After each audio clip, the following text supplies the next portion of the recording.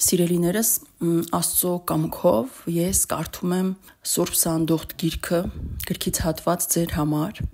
ուզում եմ հենց գրքից սկզբից սկսեմ կարդալ, Հայ առաքելական եկեղեցու առաջին մարտիրոսուհու Սուրբ Սանդուղթի հոգևոր կյանքի պատմությունն է այս գիրքը, գեղարվեստականացված պատմավեպում։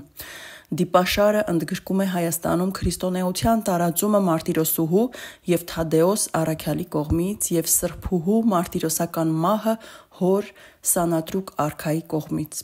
Հեղինակի կողմից կարդում եմ միայն վերջին տողերը։ Արված աշխատանքս համարում եմ ծառայություն Հայ առաքելական եկեղեցուն եւ ինձանից վերապահում հեղինակի կոչումը։ Պատմավեպը գրվել է Հալեբ քաղաքում 2005-ից 2007 թվականների ժամանակահատվածում եւ հրապարակվել տեղի համայնքի Գանձասար պարբերականում, ինչպես նաեւ Երթ տարեգրքի հերթական հատորներում։ 2011 թվականին համայնքի առաջնորդ arczepiskopos Շահան Սարգսյանի հովանավորությամբ ձեռնարկվել էր գրքի հրատարակչական աշխատանքը, որին խոչընդոտեց Սիրիայում բռնկված պատերազմը։ Ես ուզում եմ իմ կողմից ավելացնել մի կարճ պատմություն, որ ինձ պատմել է հեղինակը, երբ սկսվել է պատերազմը Սիրիայում, հենց այն հրատարակչության շենքի վրա է ռումբ ընկել, որտեղ որ պետք է հրատարակվեր այս գիրքը։ Եվ գրքի նախնական օրինակը եղել է հենց այդ հրատարակչությունում եւ այն ոչնչացել էր, սակայն Աստված թույլ չէր տվել, որ գիրքը կորչի եւ Աստծո հրաշքով գիրքը, որ նախապես հրատարակչության խմբագիրը տնօրենը հավաքել էր եւ կազմել էր համակարգչի մեջ, նա կարողացել է այդ համակարգիչը ինչ որ կերպով փրկել եւ նրա միջից հանել արդեն, վերբեռնել նորից ամբողջ գիրքը եւ այն հրատարակվել է։ Հիմա կարդում եմ առաջին էջից։ Գլուխ առաջին Սանդուղթը խռովությունների մեջ։ Գեղեցիկ էր մայրամուտն այդ գիշեր։ Ամռան կիզիչ արևը ետ էր քաշել իր շողերն ու դեղնակարմրավուն մետաքսով պարուրված իր հմայքով տիրել ողջ հորիզոնը։ Նրա գայթակղիչ առեղծվածությունն ու հոգեզմայլ պերճանքը այնքան ազդեցիկ էր, որ նույնիսկ բնությունը զմայլված դիտում էր այդ հրաշալի տեսարանը։ Երկինքն այդ երեկո թափանցիկ էր ու ընթեռնելի, եւ իր հերթափող գույներով ամփոփված առկայծ շողերի հմայքն էր որսում ու զմայլող մոգականությամբ հմայում ամեն թուփ ու ծաղիկ։ Բնությունը կարծես կախարդված էր ու չկար քամու մի փոքր հոսանք, որ խանգարեր Աստծո վրձնիսահուն ընթացքը։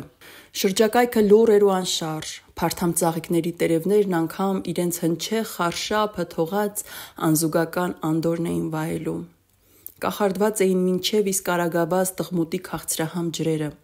ընդգրկելով շրջապատի հմայքն ու փայլելով մայրամուտի դեղձան շողերով, տղմուտն արտացոլում էր բնության ողջ գունագեղությունը։ Լեռներն անգամ իրենց արփած կատարները երկնքին խրած, մշուշի քողով մի փոքր ծածկվել ամոթխած սիրահարներ էին հիշեցնում։ Ամեն բան ներդաշնակ էր ու հիացնող։ Մինչև իսկ Շավարշավան գյուղաքաղաքի արևելյան մասում նիրհող հսկայակերպ ժայռն իր ժեռուտ ապարանքով ու քարակարկառ ապռաժներով մայրամուտի արձակած շողերից մի փոքր նրբացել ու անհաղորդ կեցվածք էր ընդունել։ Նրա զարհուրեցնող կերպարանքը խղճուկ մի պառավի էր հիշեցնում, որը հոգնատանջ դեգերումներից սպառված կքել էր Շավարշավան տանող ժայռափոր նեղ կածանին, որ մի փոքր շունչ առնի։ Իրականության մեջ անշունչ այս գոյացությունը քաղաքի բնակիչների անզիջելի օգնականն էր։ Նրա խոռոչներում կուտակված ջուրը գրեթե շուրջ տարին սառցակալված էր։ Ամռանը բնակիչներն այնտեղից մեծ քանակությամբ սառույց էին տանում ամռան տապից զովանալու համար, նաև ծառայեցնում այն որպես սառնարան, պահելով զանազան մթերքներ։ Եվ չնայած ամռան տապին խոռոչներում պահված սառույցը մնում էր անփոփոխ։ Պատսպարված քարազեն խիստ ապառաժներով արևի մի շողն անգամ չէր գրգռում նրա սահուն հմայքը։ Նույնիսկ մայրամուտի մոգականությունն անզոր էր տպավորելու իր զորությունը։ Եվ երբ արևն իր գլուխը վար իջեցրեց, ետևից տանելով վերջին շողերը, հասավ ժամը աշխուժացման։ Ժայռերի ճեղքերում ու քարերի տակ իրենց զովությունը վայելող կենդանիները դուրս թափվեցին թաքստոցներից ու մի տեսակ խառնաշփոթ տիրեց։ Անդորը այլայլվեց, գայթակղությունը չքացավ ու լսելի դարձան միայն սողուների շվշվոցն ու ավազամկների խլրտուկը մողեսակերպ օձերի հետ։ Մութը գնալով թանձրացավ և իր անհրապույր շղարշով տիրեց ամենուր, մինչև իսկ տղմուտի արտատպող ջրերը մթից զարհուրած կորցրին իրենց ընթեռնելիությունը, արտացոլելով սոսկ խավարի սահմռկեցնող զորությունը։ Մթությունը այնքան տարածվեց, որ ժայռերին ծվարած գյուղացիների խրճիթները կուլ գնալով քարակարկառ ապարաժներին կենդանության ոչ մի նշույլ չէին արձակում։ Այդ խրճիթները կարծես մայր ժայռին գամված լրացնում էին նրա անհրապույր հմայքը, և ժայռն իր ողջ հասակով անխորտակելի պարիսպի նման հսկում էր սանատրուկ արքայի ամրոցը։ Քաղաքը քնած էր, քնած էին նաև իշխանատան անդամները։ Գիշերային ամրոցն իր ահարկու պատերով, նեղ ու ոլորապտույտ փողոցներով խավարի գիրկն ընկած ամբողջովին կորցրել էր իր ճարտարապետական շունչն ու հմայքը։ Նրանում տիրող դանդիրը ահարկու էր ու կլանիչ, հսկայակերպ շքեղ դահլիճները մերկ էին ու դալուկ։ Միայն արքայադուստր սանդուղտի քնարանում, որ գտնվում էր ամրոցի հյուսիսային մասում և որի պատուհաններից տարածվում էր վեհաշուք Մասիսը, վառում էր փոքրիկ մի ճրագ ու իր կակազ լույսով թրթռեցնում սենյակի լուսավորությունը։ Սենյակի հատակը նրբատաշ քարերից ագուցված մի նկարազարդ պատկեր էր ներկայացնում, որի զարդանկարների հմայքը չէր հասցնում տպավորել ճրագի անկանոն լուսավորումից։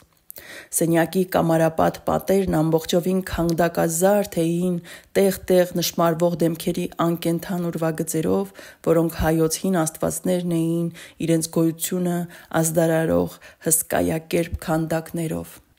Հին հայերին շատ էր բնորոշ երկնային լուսատուների աստվածացումը, հատկապես շատ էր պաշտվում արեգակնային աստվածությունը։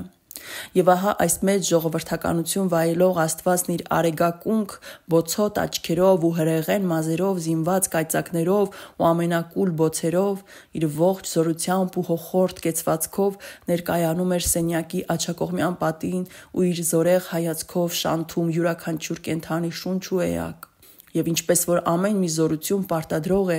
այս խավարակորույս աստվածներն էլ իրենց ներկայությամբ կաշկանդել ու կաղապարել էին սենյակի խաղաղ մթնոլորտը։ Սենյակը ընդարձակ էր ու իր դասավորվածությամբ ներդաշնակ։ Աչքի էր ընկնում մի շքեղ հայելի, որ իր նախշազարդ եզրերով ու արթուզարդի դասավորվածությունը ապահովող նրբիկ դարակներով ներկայանում էր իր ողջ շքեղությամբ, տպավորելով նախնական համոզումը ազնվազարմ օրիորդի հոգեկան դրության ու ճաշակի մասին։ Ինչպես յուրաքանչյուր բնակարան խոսում է իր տիրոջ մասին, իշխանադստեր այս գողտրիկ անկյունն էլ մատնում էր իր տիրուհու հոգեկան ընդվզումները, որոնք իրենց սրությունը հարթեցնում էին այս ներդաշնակ դասավորվածությամբ ու գունային համադրումով։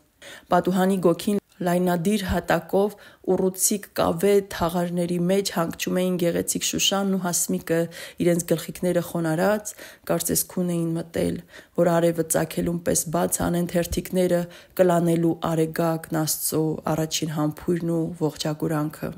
Սիրո և ջերմության կարոտ ծաղիկների սփոփանքը անխզելի արեգակն էր, որն ամեն մի խոստումնալից առավոտ իր արձակած շողերով պերճացնում էր նրանց հմայքը և կենսախնդություն պարգևում։ Տարբեր էր իշխանադստեր իրավիճակը։ Ազնվազարմ օրիորդը ահագիշերներ շարունակ ճեմում էր թավշապատ եռոտանու մեջ ու շառագունած հայացքը մի կետի հառելով փորձում ամոքել իր հույզերն ու խռովությունները։ Անքնությունից թուլացած նրա մարմինն ընկել էր եռոտանու թևերին, իսկ գլուխը հենած հոլանի թևերին, հազիվ էր պահում զգոնությունը։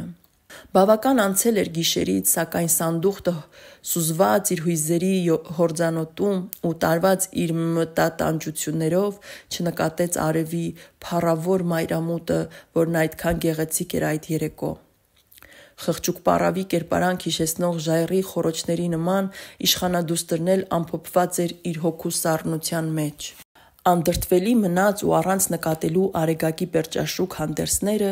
ժամերը գլորեց այդպես էլ չզմայլված նրա դութող մոգականությամբ։ Քնարանում կուտակված տոթը եփում էր իշխանադստեր սիրտն ու զովություն հայցող նրա թարշամած հոգին սկսում էր թմրել ու թուլանալ։ Անզոր էր այն պայքարելու մտատանչ հույզերին։ Ու վեր ելնելով իր տեղից սիգաճեմ քայլվածքով ուղվեց դեպի ծաղկազարդ պատուհանը։ Երկու ձեռքով վեր հանեց քրտնած վարսերն ու պատուհանի գոգին դրված մարգարտյա վարսակալով ամփոփեց դրանք։ Կրծքավանդակի լայն կտրվածքով գիշերանոցը, որ թուլորեն գրկել էր օրիորդի գոտկատեղին, ուրվագծում էր նրա համաչափ, արդեն հասունությունը բոլորած մարմինը։ Վարսերը գլխավերևում ամփոփելուց հետո երևելի դարձան իշխանադստեր ազնվակիրթ դեմքն ու պարանոցը, իսկ վարսերից ազատված կուրծքը լրացրեց կույսի կանացիությունը։ Միջահասակ այս օրիորդիկը, թեպետ 18 տարեկան էր, սակայն իր պահվածքով և դատողությամբ շատ առաջ էր հասակակից զարմուհիներից, իր խիզախությամբ չէր զիջում եղբայրներին։ Իշխանատան միակ զարդն էր այս կայտառ աղջնակը ու իշխանազունգ հաջերի սրտի երազանքը։ Սակայն ինքնամփոփ դեմքի արտահայտությունը ամբողջովին կլանել էր նրա կայտառ աչքերի շլացնող փայլն ու մարել կենդանությունը։ Ճակատի պաղ քրտինքը, որ բորբոքված սրտի զովություն էր տալիս, կամաց հոսում էր սանդուղտի դեմքով, տոթից գրգռելով նրա մաշկը։ Միայն այդ ժամանակ ներքին ուշադրությունից շեղվելով, կույսն իր ձեռքում ունեցած թաշկինակով սրբում էր քրտինքն ու նորից խորասուզվում իր հույզերի մեջ։ Արտաքին ոչ մի ազդակ չէր գրավում նրա ուշադրությունը, ոչ մի շշուկ և ոչ մի ձայն։ Թեպետ մթությամբ կլանված բնությունը զեղուն էր միջատների ու մողեսների գոյապայքարը ազդարարող աշխուժությամբ, բայց և այնպես ամեն բան անտեսանելի էր իշխանադստեր աչքերին ու անհնչելի ականջներին։ Իշխանադստեր տագնապահար սիրտը իր տագնապից բացի ուրիշ ոչինչ չէր ազդարարում, տագնապ, որն իր այցով խլեց նրա քունն ու հանգիստը, ցնցեց անվարժ սիրտը ու մատղաշ հոգին։ Եվ ահա չդիմանալով իր հույզերին, իշխանադուստրը անսպասելի բացականչեց. «Ախ, ինչու եք ինձ այսպես տանջում, աստվածներ»։